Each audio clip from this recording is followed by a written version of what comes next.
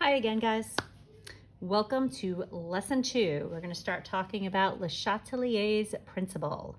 If you remember from lesson 1, we discussed how reactions are at equilibrium when the concentrations of the reactants and products are constant and the rate of the forward reaction is equal to the rate of the reverse reaction. So basically that means it's just going forward and backwards continuously. And because of that, whatever is being made is being unmade. So the amounts of products and reactants are going to remain constant. They don't change.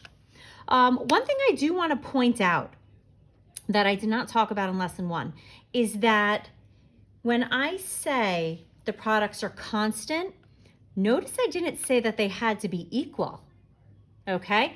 The concentrations of the reactants and the products are definitely not equal here, but they're not changing. So that's what we refer to with them being constant. What's equal in equilibrium are the rates of reaction, the rate of the forward and the rate of the reverse reaction. So how fast is it going forward? How fast is it going in reverse? That is going to be equal.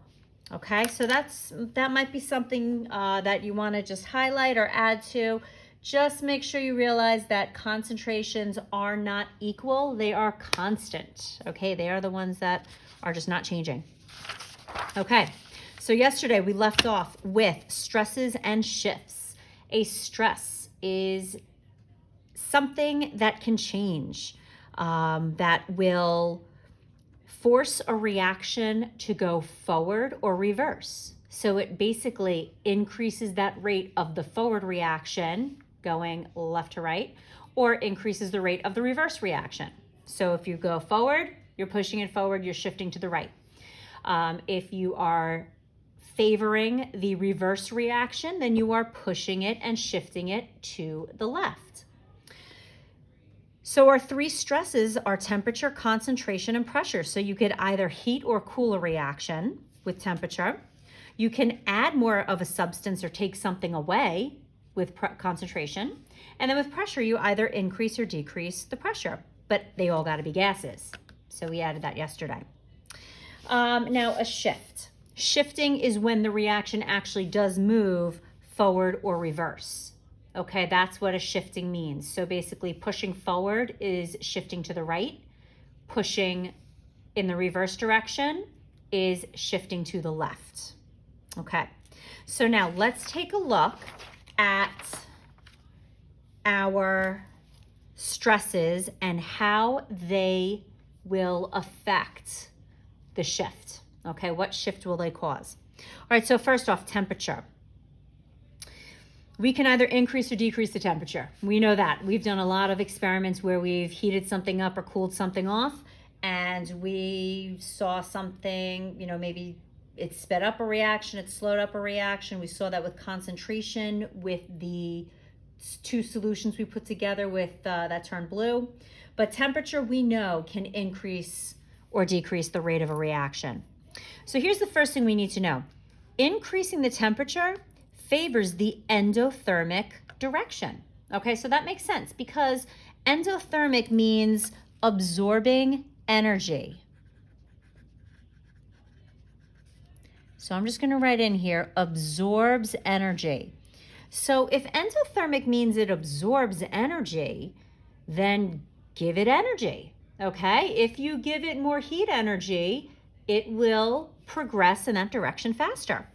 I also wrote under the word favors, meaning shifting in the endothermic direction. So favors just means which way will it push because of the conditions that you're changing, the stress that you're applying. And then just the opposite, if you decrease the temperature, that favors an exothermic reaction, which is a release of energy. So it releases energy. Okay. So let's take a look at our examples here. Example 1, I have an endothermic reaction. The forward reaction is endothermic because heat is written on the reactant side. So going left to right, that is endothermic. Now we got to think about reverse. If the forward reaction is endothermic, the reverse reaction is exothermic. Okay, now, if I just covered up this bottom part here, we know, make sure it's covered, good. We know this already. We've talked about this in about 3 or 4 other topics, that when you have heat written as a reactant, that forward reaction is endothermic. All we're doing now is bringing this in, that if we turned around and went back in the other direction, we'd have an exothermic reaction. Okay, so let's look at the questions here. I'm going to use a couple little highlighters here, just some colored pencils. Okay, increasing the temperature. So here is my stress. I know that's very light, but I just want to underline that a little bit. Increasing the temperature. Okay, that is the stress. We'll shift the reaction to the right or left. Well, we said increasing the temperature favors or shifts in the endothermic direction. So if increasing the temperature favors the endothermic direction, that is the forward reaction, and we are pushing towards the right, okay? Because again, endothermic direction is going left to right. That's the forward. So we would say that the reaction will shift to the right. Okay, the reaction will shift to the right. Okay, again, endothermic, increase the temperature. Increasing the temperature favors the endothermic direction. There's our endothermic direction, left to right, forward reaction. All right, now, question from yesterday. What substance will increase in concentration? Well, if I shift to the right, I will make more of whatever is on the right. So I will increase the concentration or the amount, and I'm going to put the word amounts in there so you don't get thrown off by the word concentration. It just means how much we got. So what substance will increase? C. If we shift to the right, we will make more of C. Now, decreasing the temperature, we're going to do the opposite here. And the nice thing about LeChateliers is that once you know one direction, the other direction is the opposite. Decreasing the temperature shifts the reaction to the, well, decreasing the temperature favors the exothermic direction.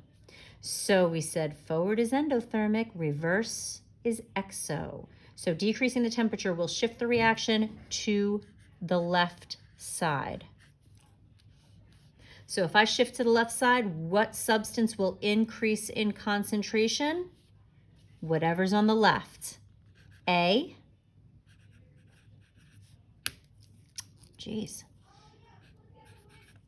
And B. A and B will increase in concentration. Please remember that the word heat is not a substance. Heat is the energy either being absorbed or released by the reaction. Okay, so we're not making more heat. We're not taking away heat. We're just, that's, dealing with the question over there. So when I shift to the left, I'm not going to make more heat because heat is not a substance. I'm going to make more of A or B. All right, so now let's do the same exact thing. All right, do the same exact thing for exothermic. It honestly doesn't matter if it's an endo or exothermic reaction. So now since this is exothermic, I'm just going to label this. The forward is exothermic. Okay, the forward reaction is exothermic because the heat is on the product side. So that means the reverse reaction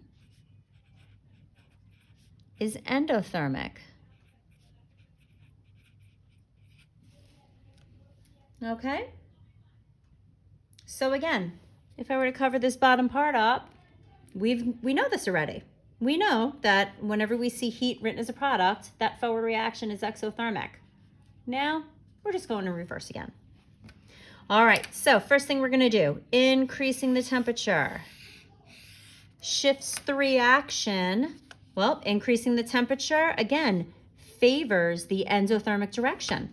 it shifts it in the endothermic direction. So increasing the temperature, I got to find the endothermic direction. That is going towards the left.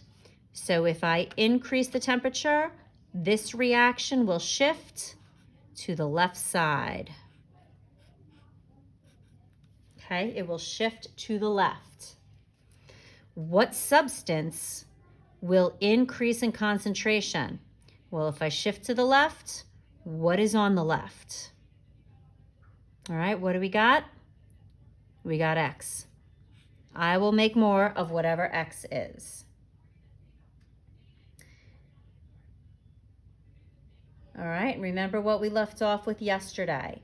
When you shift to a side, yes, you make more of that, but you're doing that by using up this stuff. So an extension question to that could be, what happens to the concentration of X? It increases. What happens to the concentration of Y or Z?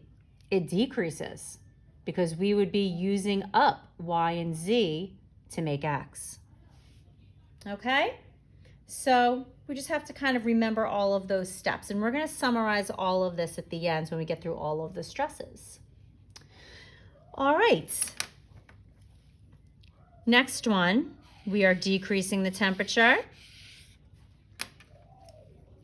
Decreasing the temperature shifts the reaction to the, well, decreasing the temperature favors the exothermic direction.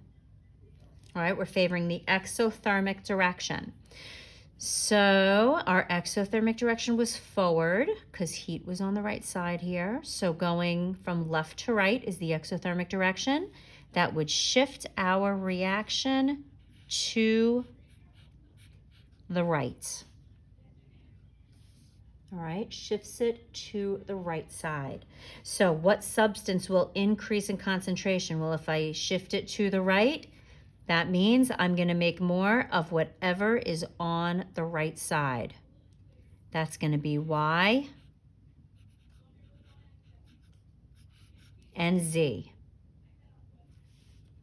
Okay, now I'm going to add another question here.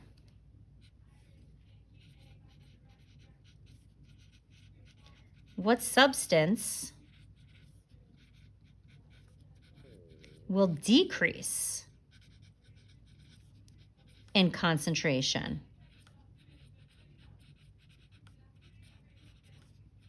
Okay, that's that extension question I was talking about. If we're shifting to the right and making more of Y and Z, well, how are we going to make more of Y and Z? We have to use up X. X will decrease ultimately. Okay? So now, that is just a little bit of practice. Or I should say that is just the first stress. We still have concentration and pressure. But I want you to at least get a little bit of practice with the language here. This is, again, I mentioned this yesterday, this is a very abstract topic. It's hard to talk about this without showing you some kind of example or kind of working through with you, in class. So we're gonna, add a little bit on each day. So what we're gonna do with this particular video for lesson 2 is you're gonna have practice problems just based on temperature. So we will just deal with temperature as our stress, and then with lesson 3, you'll move on to concentration and pressure. And hopefully at that point, the language will start to get a little bit more familiar and you'll become a little bit more comfortable with talking about the shifts and the stresses.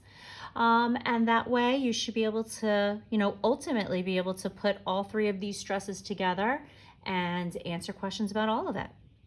Okay? So I will post those questions for you for the temperature. Again, they'll be with lesson number 2. And then lesson number 3, we will move on to concentration and pressure. All right, guys? Thanks so much. Talk to you soon.